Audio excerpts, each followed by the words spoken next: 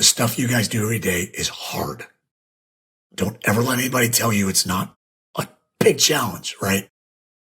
It's hard. It's not rocket science, but it is deeply complex human behavior and relationship management. And anybody who is an expert at that has a PhD, right? Very few other people at your company understand that like you guys do. So big picture, point number one. Point number two, building relationships through creative brief process really helps evolve you out of or from the basis of, hey, I like this person, to, hey, this person is helping me think. They're helping me in my job every day, right? So make sure you think about that as you think about kind of these layers. And then the third layer is change orders, right? So number one under that, it's going to happen. You're not going to eliminate them. It's going to happen. So the same concept as before. Can you take steps each week to just get better and better? I've been guilty of wanting the client to go from 0 to 100 overnight. It's not going to happen.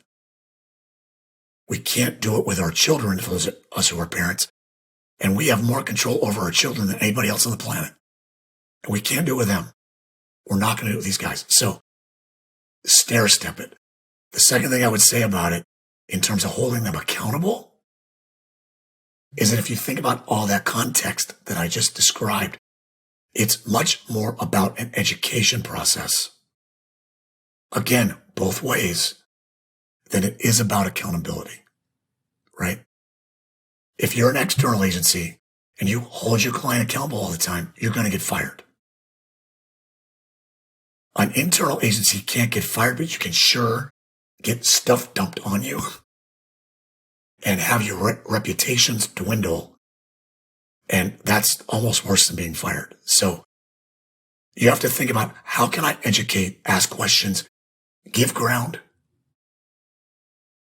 and then empathize. Why are they asking for these changes?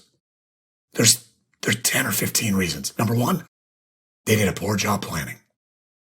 Number two, they're scared to go talk to their boss and hold them accountable. Number three, their boss is a bad planner.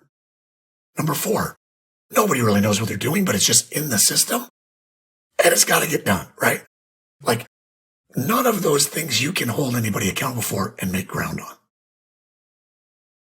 But the more you can empathize, understand that, build a white space to think and not just grind, you're able to come to that conversation, that situation, centered and clear, as opposed to just exhausted and frustrated, which is not when we carry our best selves. It's a very complex human relationship situations.